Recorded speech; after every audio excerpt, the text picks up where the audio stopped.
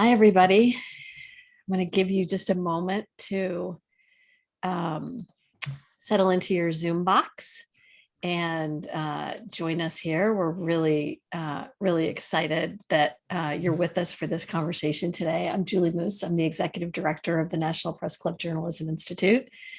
And excuse me, we'll be recording this program. So feel free to take notes, of course, but just know that the video will be available to you on our website and in our newsletter with some highlights next week.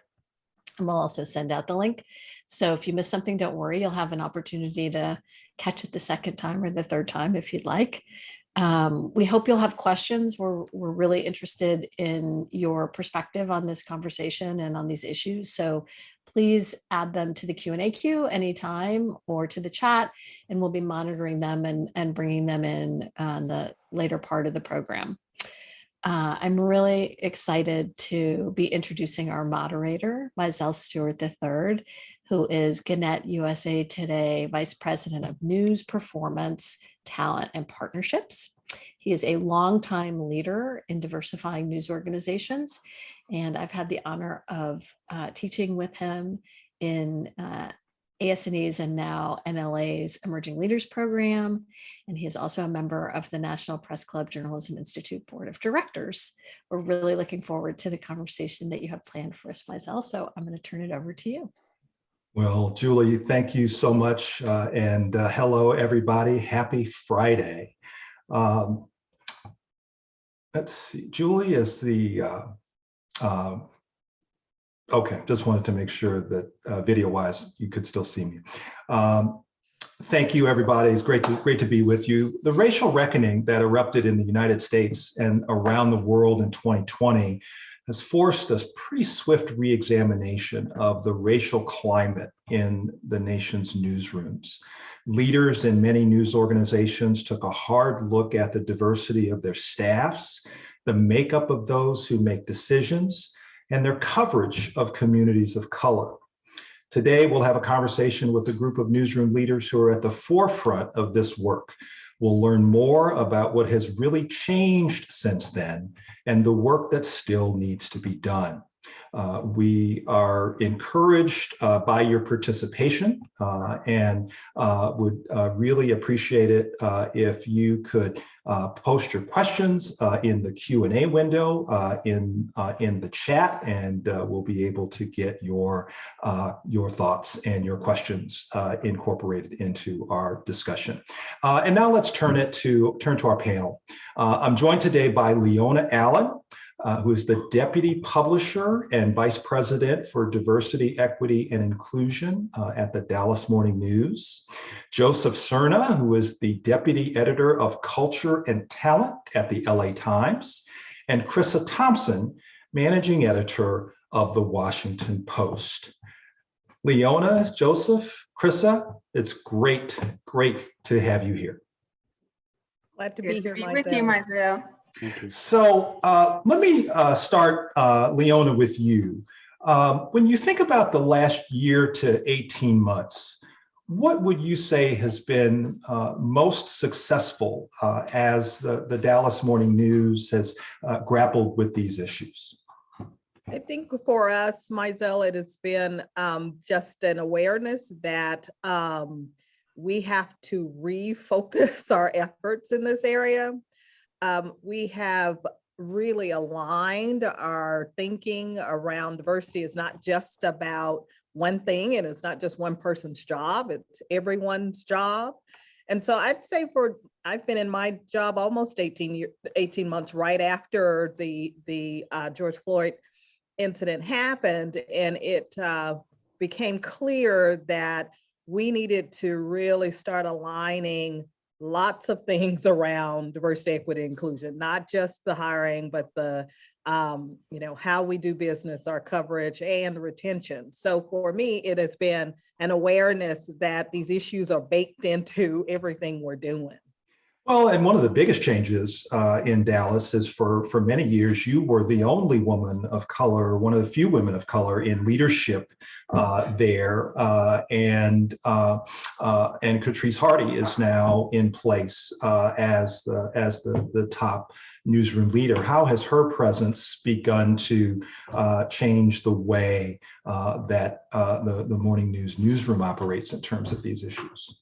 Absolutely. And, Catrice has been involved in diversity, equity, inclusion issues and for her entire career. She's been on the national stage there. So being able to get her here and have the newsroom have a leader who's deeply focused on these issues has really made the whole building understand we're serious and that it starts at the top.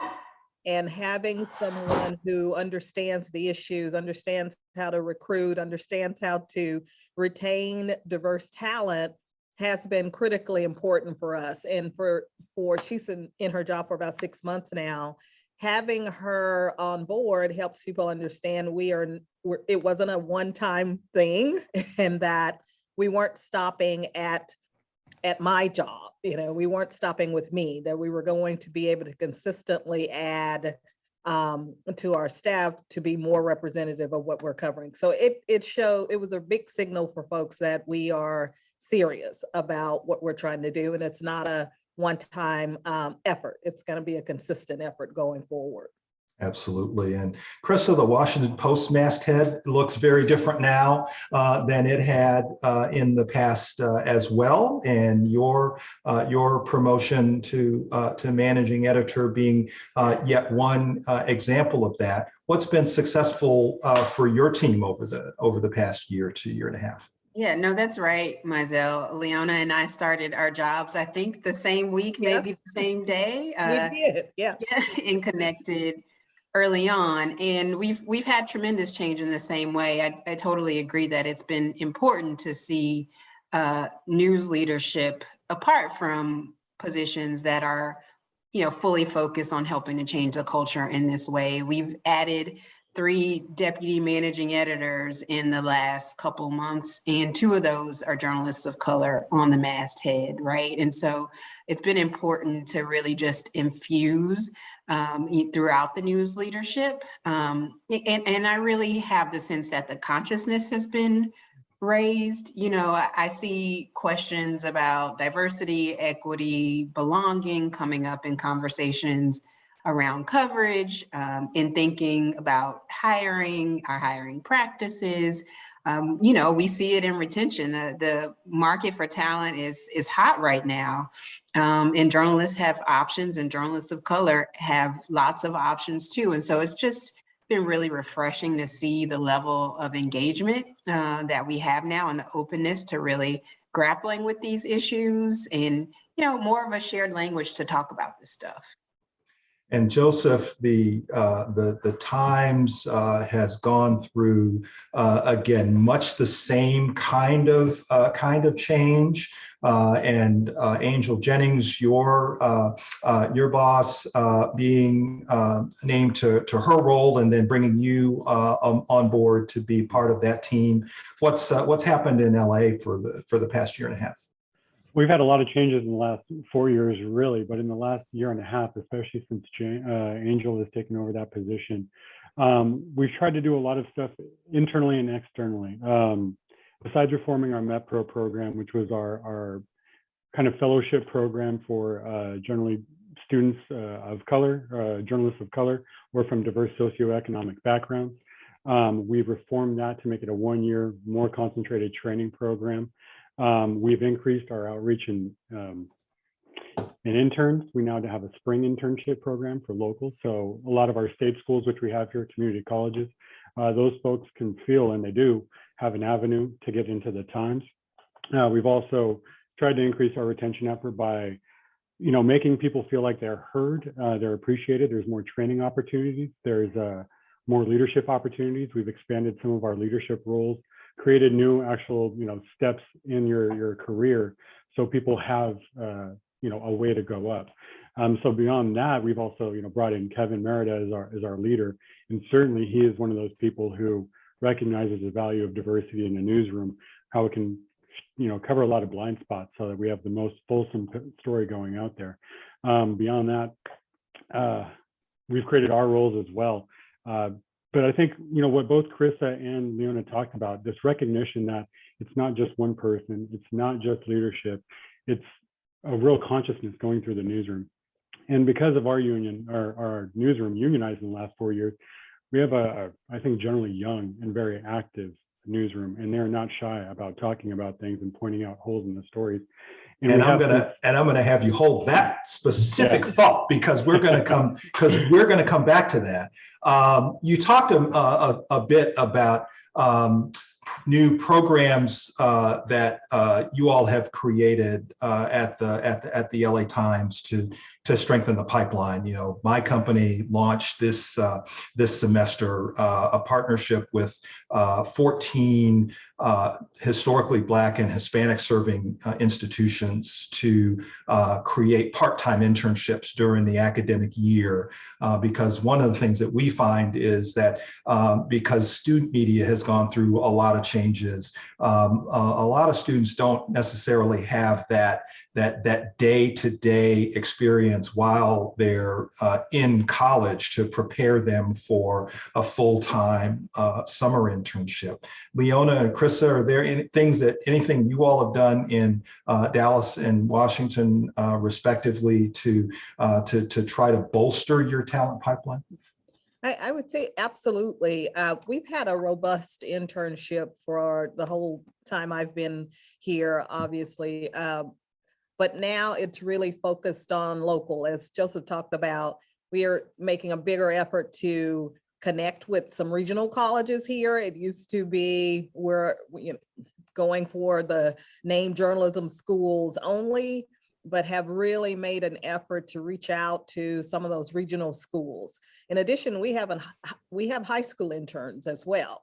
And we have been trying to connect with Dallas schools here, with some of the charters here, to get kids at the ground floor so that get them interested in the business, get them interested in the number of jobs that we have in our newsroom and beyond, so that we can start developing some relationships with folks to, and when they're ready, get them hired.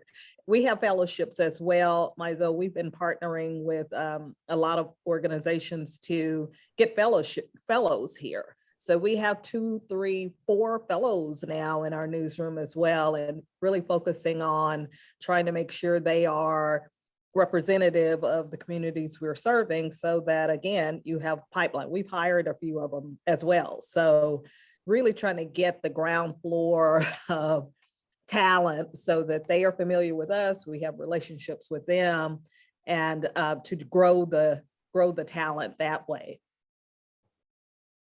Yeah, same. Really proud of our summer internship program, which I was a part of some 20 years ago. It has a long history at the Post. But in addition, for the first time last fall, we had academic year fellows. Sounds similar to the program you were referencing, Mizell. So some students from Howard University and University of Maryland, who function very similarly to our summer internships, and several of them will be coming back this summer to the Post. And so we feel like we're able to see the pipeline there just a little bit. And for the first time, we'll be partnering with the Ida B. Wells organization and having a summer intern in our investigative unit, which we're really excited about too.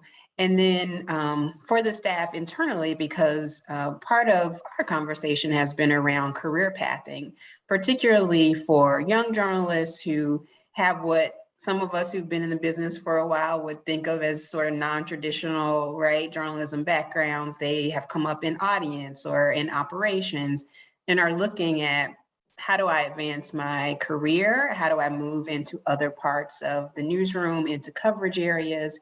And so we created what we're calling an opportunity year, which gives staffers the opportunity to apply to do something different for a year, to bring their skill set, their interests to another coverage area where they can learn and also infuse that team, you know, with some of their knowledge. Oh, that's excellent. And that really goes to the next thing I want to talk about. Hiring is one thing, retention is another. The Dallas Morning News's gain with Catrice Hardy was Gannett's loss, and because Catrice was with our company. She was with our company, and so there are really a couple things. And Krissah, you alluded to this a moment ago, that we are at a moment now where a lot of news organizations are focused on diversity. So you want to combine that with just the general climate that we are dealing with in workplaces all over the country, with people rethinking their career paths and looking for opportunity, and so retention is just as important as developing the pipeline. And so love the career, the thought being given to career pathing and internal opportunity at the Washington Post. What are people saying to you about what it takes to keep them and help them thrive? Mizell, we started in my time, Krissah and I talked about this, a leadership development program here, where people are looking for opportunities to be on the big stage. They want to connect with our senior leadership team. They want to develop their skills, but their journalism skills, but they also want to develop their leadership skills. And we started this program with the idea that we would, leadership is where we need to grow the most, okay, in our representation. And being able to start with the folks who are here, to get them some of those intangible things that we know senior leaders look for when they're looking to promote people. Sometimes it's not a move up, sometimes it's a move to the side. I mean, my career went from the newsroom to editorial, then to deputy publisher. So as Krissah said, sometimes it's experiences. People are looking for different ways to grow. So having some development programs, having some training programs, they're looking for training, they're looking for, tell me more about my city, where am I going to be living? Dallas we're starting to really promote the city as a place to live now for folks. And it's about pay. I would say we are where we want to be salary-wise across the board, but we recognize to get people here, to keep people here, you have to be competitive, because we're not competing anymore with just news organizations. We're competing with the architecture firm down the street, or, the dental office, quite frankly, for our marketing. So now the competition is about what is it going to take to satisfy me? And we have just been trying to hit it on all of those different angles so that we can and measuring retention. I would say before I got in this job, we weren't looking very closely to how long people stay here in their jobs. And typically it's along the journalist of color lines. How the people who leave here quickest are the most marketable, obviously. So Absolutely. It's really trying to hit it on all different angles. Absolutely. And the chat is getting active, and question from Jennifer Rourke on how helpful you think it would be to be transparent in job ads about salary. USA Today has just began this year listing minimum salaries for each in each of their job postings as an example, and we're working toward making that happen throughout our entire company.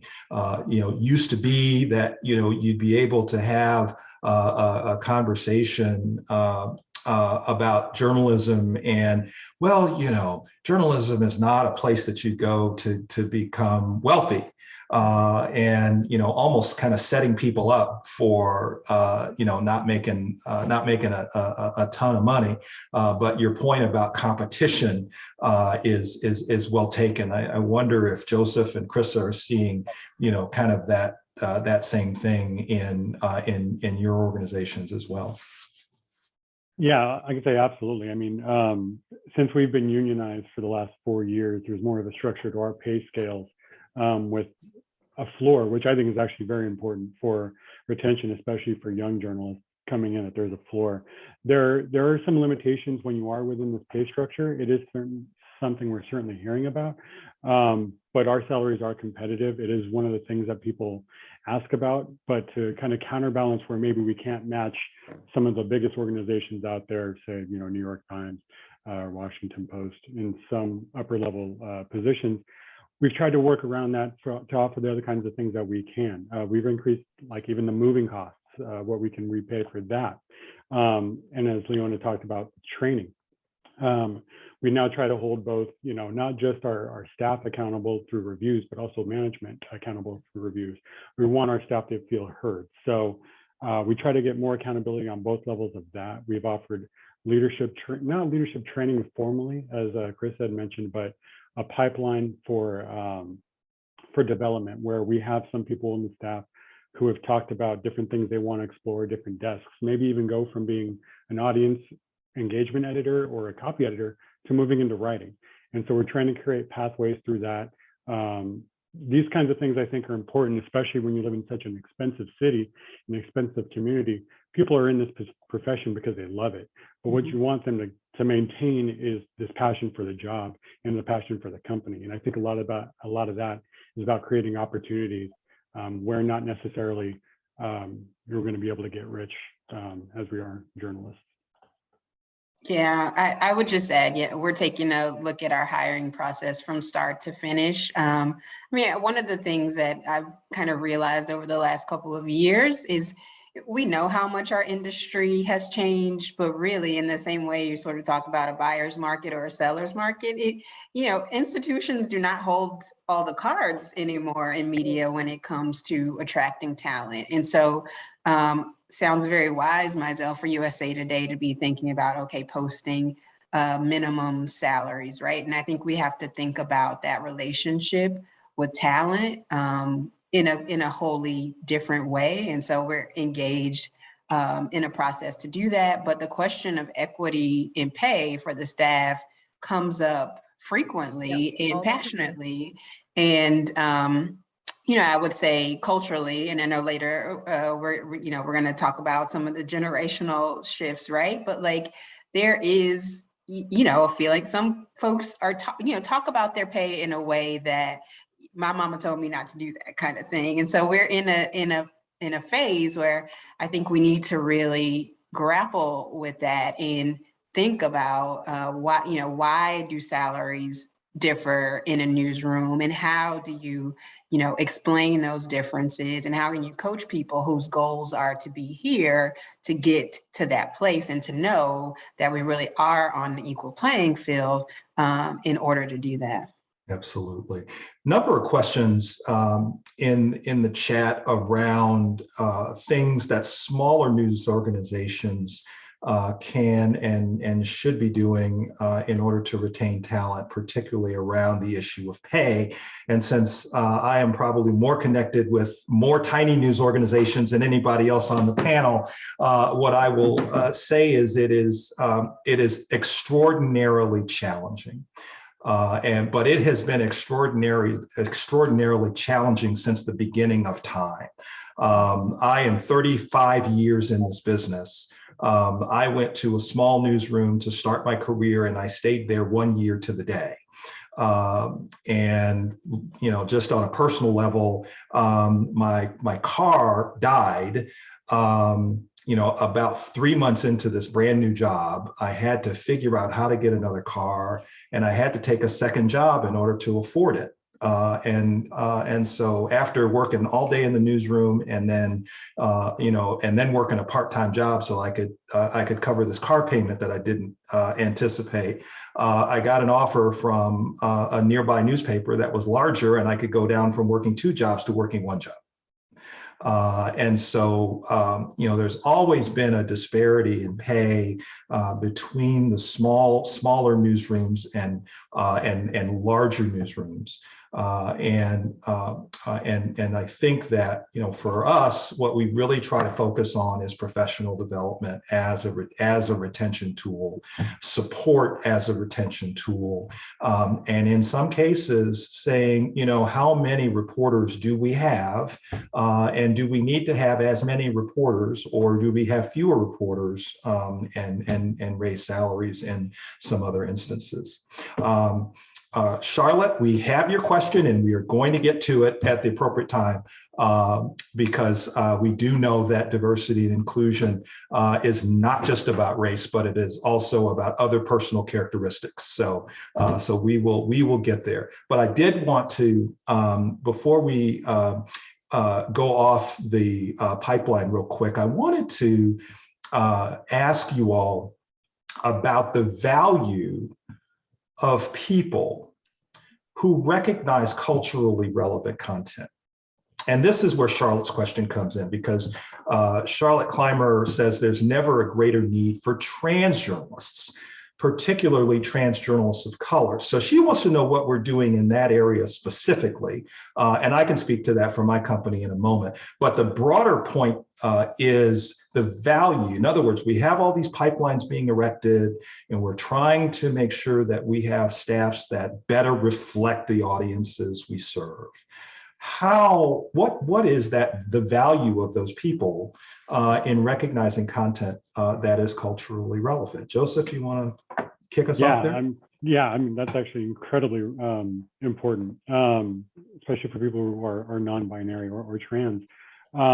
One of the things we're doing in our newspaper is we're revisiting our entire style book, because one of the things we encounter a lot as journalists, especially from public agencies, law enforcement specifically, or the coroners, is they might tend to dead name people, or I guess misidentifying them, by their previous name.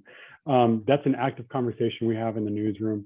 We have avenues like Slack channels actually where people can raise these topics, and it's forced us to open up our style book. And now we're trying to relook at what is our policy on that, how do we correct that going forward, and a lot of that has to do with the staff that we have there.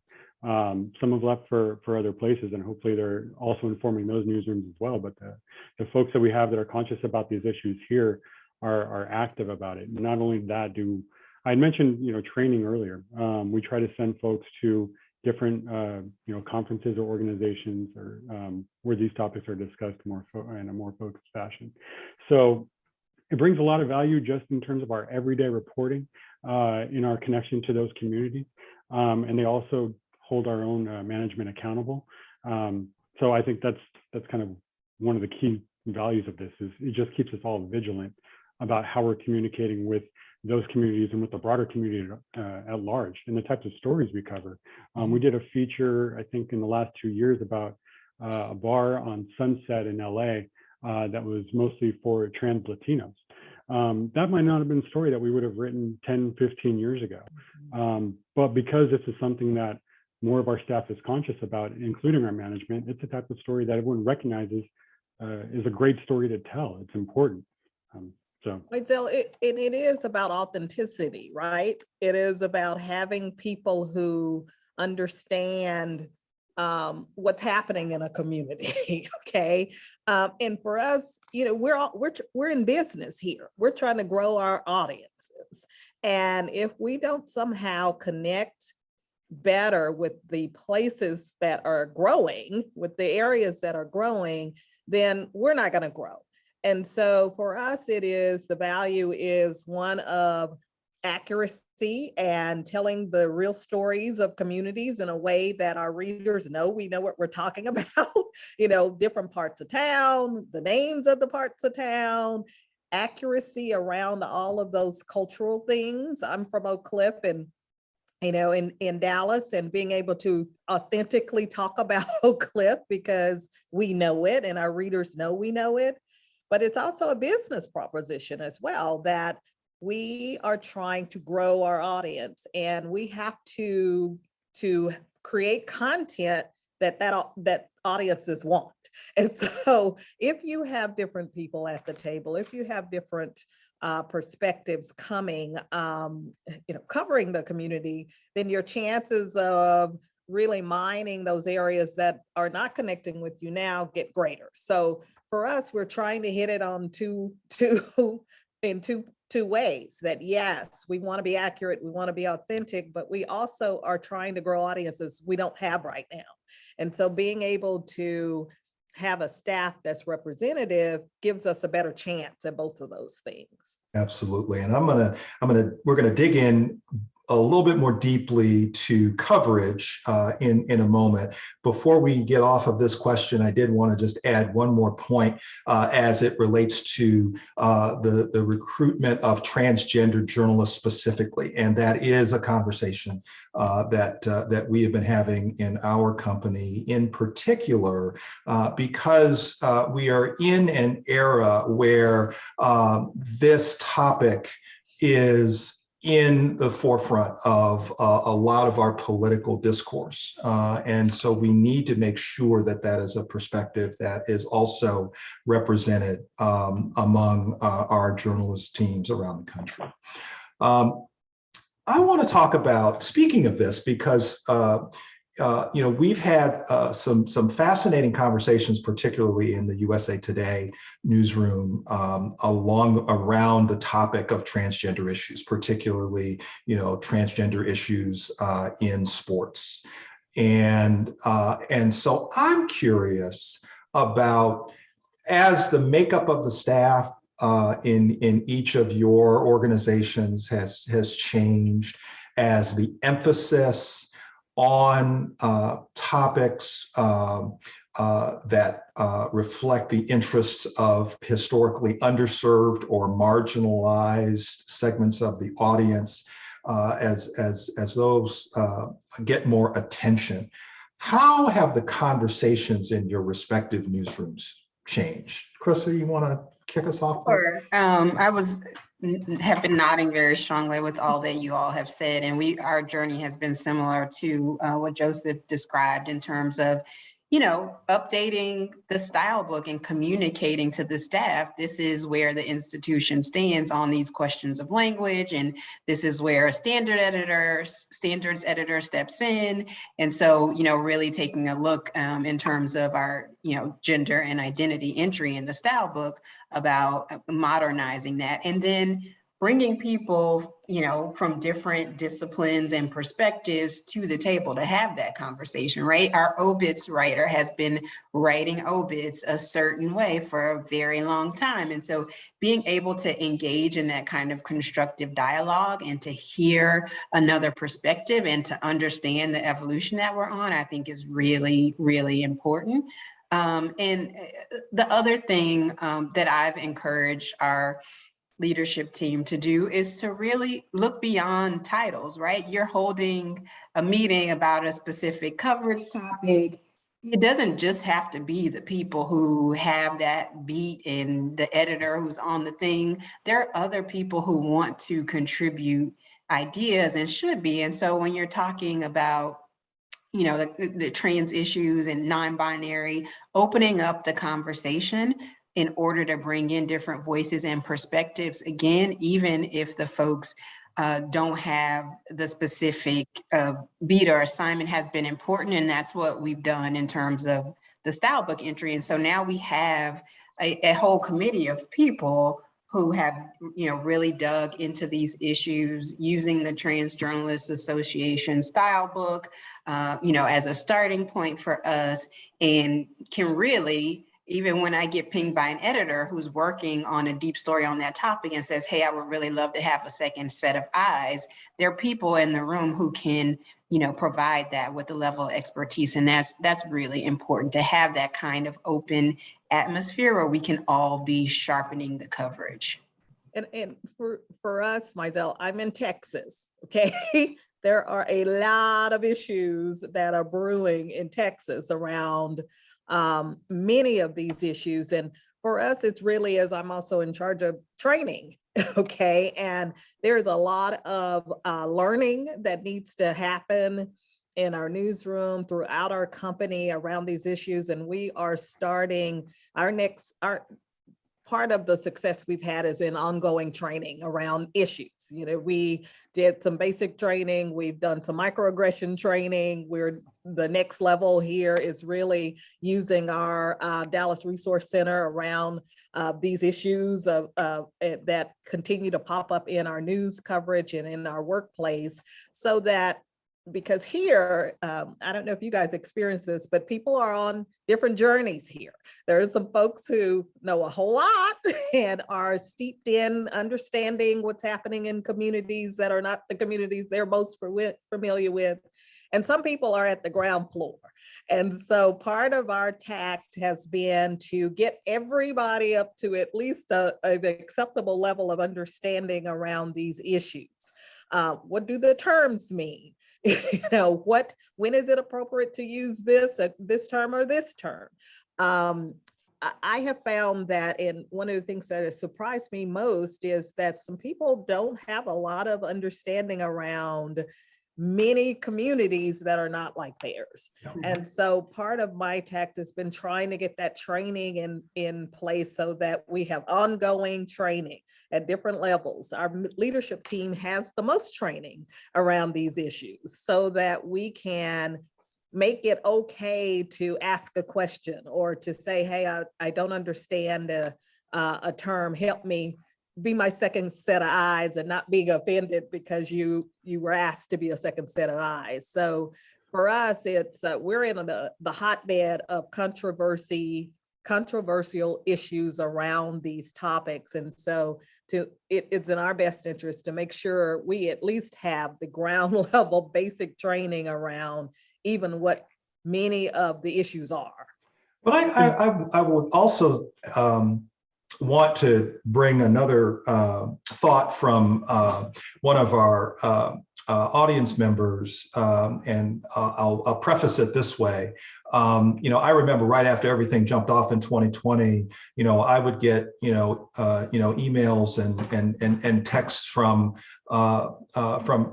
white people I hadn't heard from in 20 years, and the question was, well, Mizell, can you explain to me what all of this is about? And I'm like, you know what? No, here's something to read. And then after you read this, get back in touch with me. I'd be happy to explain it to you. We have to also guard against people, that second set of eyes maybe feeling tokenized when people are coming asking questions that should be really, at least in our minds, should be really basic.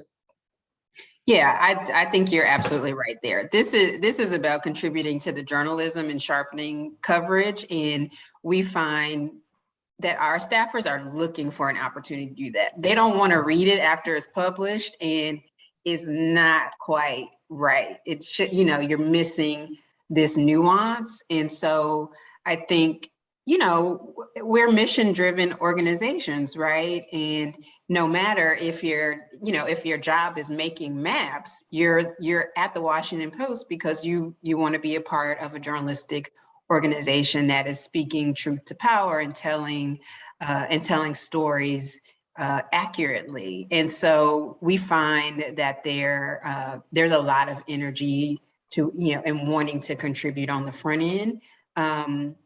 That kind of baseline, as Leona was saying, of making sure, especially your leadership team has the language to, be conversant is really important. And there is, Mizell, I tend to agree with you. There's a lot of literature that's out there where you can self-educate, and that's an important thing, for journalists to do. What's been interesting about all this is that, a lot of these changes have been going on in the background of the pandemic, and most of us working in remote newsrooms. And it's been kind of a mixed blessing where, it's lent to more opportunities, in our newsroom to do kind of newsroom-wide training doing like once a month or every other month on particular topics, on particular, with our journalists who are most versed in these subjects, not just necessarily, gender identity and being trans, but in other topics as well. So it's helped us in that way where, more people I think are available to go and just do these if they're on Zoom. But on the other hand, because we're not next to each other in a newsroom, we can't just turn to our colleague and ask. And so what we found in our newsroom is, as Chris had said, there's a lot of people who want to get on this on the front end and do kind of a gut check of these stories on the front end. And so I've mentioned Slack a bunch of times, but I mean, in my 15 years in this industry, this is the first time, since we've had it where we have these big chat rooms. It's no longer on Coyote where we're talking to each other. There's chat rooms where people will drop in their story and say, hey, I need a gut check on this. Can someone take a look at it? And there are people that generally step up and do it. It's like you said, very much people on the front end. Absolutely. I want to find out how your coverage has changed. All of the work in identifying talent, attracting the people who better reflect the community, growing people into leadership roles, changing some of the conversations that are happening in the newsroom. How is that playing out in coverage? I'll start, Mizell. I think for us, it has really been a laser focus, on, let's say, the pandemic is a great example. We are obviously at the height of this thing covering the numbers, but I would say, for example, we went to the ground floor of a neighborhood that was the most hardest hit Black neighborhood in Dallas, and spent some time there trying to understand, well, what's going on here? Why is it that this zip code has such high numbers of cases, where before it was more more top of the spear coverage. Our coverage is deeper now because we're asking real questions around how these marginalized communities, how these communities of colors are affected. We just did a year-long series called the State of the City, where we looked at police, we looked at the economy, housing, education, and social justice. Well, there's an undercurrent of all of those things of how communities that are not doing well, the haves and the have-nots in a city, how these issues of underrepresented communities really affect everything we're doing. So I would say our coverage is now asking that question at the beginning: who's suffering in this thing? Who does this affect? Who are the people who these stories are really, really affecting? And so I think we are now not afraid to ask that question out loud. We're not afraid to say, well, wait a minute, we've missed this whole, we've got lines of folks trying to get vaccinated, but all the cards are from Plano to the north at this Southern Dallas site. Not afraid to ask that question and write about that, about what that means. So I think we are not afraid to have the conversations in a way that we weren't before. And so we're still a work in progress. We're still, Patrice's 6 months into her job. She's still trying to develop coverage. But I think we're now paying attention to what communities do we need to help bring up, who's really benefiting and who's not benefiting from whatever is going on in our city. Yeah, I completely agree with that, because a lot of this is really a recognition of like what our medium is, what the message that our stories tell, and what they're translating to people out there. And I think at the times we try to attack it from two different angles. There's the standard stories that we just have to write, law enforcement, crime, entertainment, things like that. I think there's a greater understanding and focus on who we're talking to and how we're presenting those stories. When we write about officer-involved shootings, it's not officer-involved shooting anymore. It's, you know, an officer killed someone or the police killed someone. When we think about our pictures, who are we putting in the picture and why? Particularly when it comes to like the pandemic and attacks against Asian Americans, we have to be very cognizant of who we're putting in photos for these kinds of things so we don't perpetuate negative stereotypes. That's on just kind of reviewing the kinds of things that we have to cover. But then along with that, we're trying to reach new communities, as Leona had said as well. We don't want to just we don't want to look at our audience as we're telling a certain audience about this new community. A lot of our coverage, we try to just talk to that community. So we have, you know, a Latinx newsletter. We have a Latino Life vertical. We have the Chicano moratorium to kind of go back to the, you know, the eras of our past. That was the Times Racial Reckoning. We have a plant people feature where we're just writing about people of color who are horticulturalists. I think that's what they're called. But we're really trying to just, beyond recasting the types of story we have to cover as just being news people, we are expanding into those communities more. We have a Black reporter, a Black LA reporter, a Latino reporter, an Asian American reporter. So those are some of the examples we're trying to do. Absolutely. I wanted to mention a couple of items that are happening in other newsrooms around the country, and two particular initiatives that where the way that we have approached coverage has changed. Predating everything that happened in 2020, one of the things our company did was to stop publishing mugshot galleries and to sharply curtail the use of police images, period, and to stop publishing them as a matter of routine. And then more recently, an effort led by two leaders in our Atlantic region and that has spread throughout the company, has been a complete top to bottom rethinking about the way we cover crime and criminal justice, and to move away from covering two-bit crimes and to focus on more enterprise and investigative reporting as it relates to law enforcement. Because one of the things that we found was that we had police reporters who were chasing after a whole lot of minor crime, and then those stories not necessarily being followed up. And when that happens, that ends up marking people literally for life now, because there is this bottomless well called Google. And whenever you step out of line, you know, your history is going to come back. And so that changing in new approaches to crime coverage has been, in my experience, one of the more sweeping changes that has come about.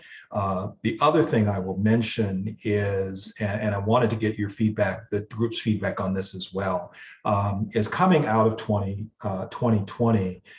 We created 20 national positions and 40 regional positions for journalists to focus specifically on issues of inequality, race, and social justice. And those reporters have generated a wealth of coverage. I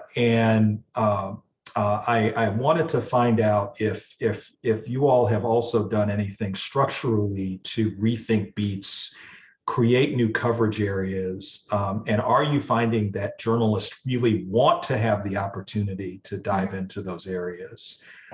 Yeah, we did something similar, Mizell, and created about a dozen jobs that have been filled. And when I started to think about how our coverage has been impacted, I credit a lot of those journalists. We have a reporter focused on criminal justice, and even a reporter focused on extremism. And I think about some of the pieces that she's done that are very much, you know, about race and identity. Similarly, on our climate team, we have a writer who's focused on environmental justice and had always been compelled, but then asked to also cover the EPA and also cover this and also cover that. And so having the ability to really go deep, to see around corners, to be focused in a subject area. I think we know that to be the case, that it contributes better coverage. At the same time, race in America is a huge story if you're just thinking about that aspect. And so we have the expectation that our reporters in Silicon Valley who are covering the big tech companies should also be looking for stories, about race and identity and how it's playing out there too. And so it's not, back in, I would say in the 90s, where there was one race reporter in a big newsroom who was expected to tell that story. There is a lot of nuance there. Mizell, I was going to say too, we, for example, just created a beat because of all the things that are happening in our legislature around the trans community and trans children, a beat where someone is focused on the cross sections of law, all the laws that are being brought to the fore. I would say we would not have considered that beat before we started to understand that there are large populations of our readership that we just never covered in a robust way, in a deep way. And so her job during this legislature will be to focus on those issues and how they cross with all the laws that are being brought to the fore. So it's not just race, it's around identity, it's around there are people in leadership in our state who are laser focused on these issues, and we've got to be willing and able to dig deep on them. Absolutely.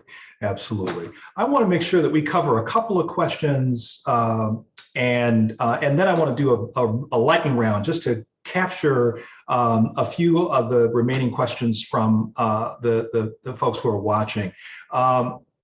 One of the things I notice is, and Joseph, you alluded to this, and it's come up a couple of other times in conversation as well, is as our staffs evolve, as our staffs become younger, as we bring more people into our organizations and we say, yes, we are serious about these issues.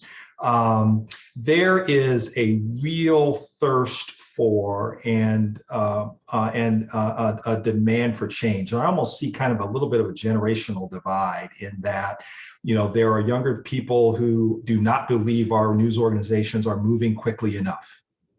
And then meanwhile, there are those of us who have been at this for a long time and have been working on these issues for a long time. And I think we're also frustrated about how slowly things go. And then there is this great thing about what I call the pendulum in America, where we can swerve from Barack Obama to Donald Trump in just kind of the zeitgeist, if you will, and feel like, wow, we've got to start all over again. And so I'm curious about how to balance that desire for really quick action. And then, what we run into is that this is a never ending job. Yeah, certainly there is that generational kind of, friction, I think you can say, depending on when those conversations bloom and where they start. One of the things we try to do in our newsroom, and I think is it's important to let folks know that they're being heard, that they're being taken seriously, their points are valid. But like you said, not everything can happen overnight. A lot of these changes are institutional and they take a long time, given especially the scars in the community. So, and within their own newsroom. So I think what we've tried to do is there is certainly a sense of urgency. We try to be deliberate with how these changes are instilled. And we've created certain committees for standards and practices, for enhancing diversity in the newsroom. We create groups and then, our own newsroom holds us accountable to make sure that something actually comes out of that. But that's one way we try to strike that balance is we don't dismiss this. Some of our older employees might have questions as well. And we let them know that, like, look, nothing is radically changing overnight, but there are changes that have to begin this industry. This is how we have to go about it, especially as professionals in a newsroom where we're going to be communicating with the public. You just have to make people feel heard, validated about it, and then let them know that change is on the way. It really is a long game, because so much of these changes have been, so many of these problems have been for decades, through generations. Absolutely. Last question, and then we're going to, from me, and then we're just going to hit a couple of quick questions from the audience. How do, Leona and Krissah, how are you finding support in your roles for yourselves? And how are you working to build a team of allies around you in order to move these initiatives forward? I think it's important in a job like this to make sure that these values are shared by the leadership team. And in my case, they are. And so I find that to be a source of support, to not feel like I'm the person in the meeting that always needs to be, is called upon to be the one to raise, the flag on something. And so that has been really great. And at the same time, maintaining those personal/professional friendships with folks, in my newsroom that I've known for a very long time, and can still have those kind of, casual conversations with about what's happening in their lives, what's happening in my life, about our passion for a particular story. It's been important for me to really still have a hand in the journalism and in shaping the journalism, and to remember, while this is very hard work and important work, and there are some things that I'm the best leader in my newsroom equipped to do, I still have to be able to do the kind of journalism that I love, to keep the joy of the job ever present. And so that's been, working for me. And I would say that we are never going to make giant steps if I'm the only one who is pushing the boulder. That I have witnessed or felt very supported by our top leadership here, including our CEO, to say, hey, help permeate what needs to be done throughout our organization. And so, even with my title, instilling that you have breadth, not just around hiring, not just around coverage, but in the vendors we use. We spend millions of dollars a year on goods and services. We need to be thinking about diversity and equity in that regard as well. And so really supported to broaden the sphere of what we mean when we say DE&I. And then also for me personally, having people like Krissah and I meet once a month, for example, to talk about, hey, what's happening in your shop? Can we compare notes? What's worked, what hasn't? To really, it is a never ending, as Joseph said, it's not going to be a year to make giant inroads. Although I might add, we have had great success getting with our hiring lately. I'm very proud of that. But it is a constant, consistent, you have to continue to work toward it. And the biggest thing for us is having the organization understand this, we're not going to stop, that we have to continue to work at it. We're going to have some successes, but it's not going to be an overnight fix. And so having our leadership team understand that it is all of that spectrum, the recruiting, the hiring, the developing, the training, it is a all continuum. goes together. Absolutely. So I'm going to do 2 quick lightning round answers, because we have less than a minute before we got to sign off. Question about challenges in hiring experienced male journalists for leadership roles who are diverse. You've got to look at your definition of experience and be willing to take more of a chance on people than maybe you did in the past. That's one. Second is journalists being targeted on social media. Give them the permission to ignore it and to ignore people who are going to harass them. teach them and train them how to defend themselves. I do a session every single month for our journalists, a live session every single month on social media security, because we know that journalists are increasingly being targeted. So that is the clearest way that you can demonstrate your support. Thank you to Leona, to Joseph, and to Krissah for joining us today.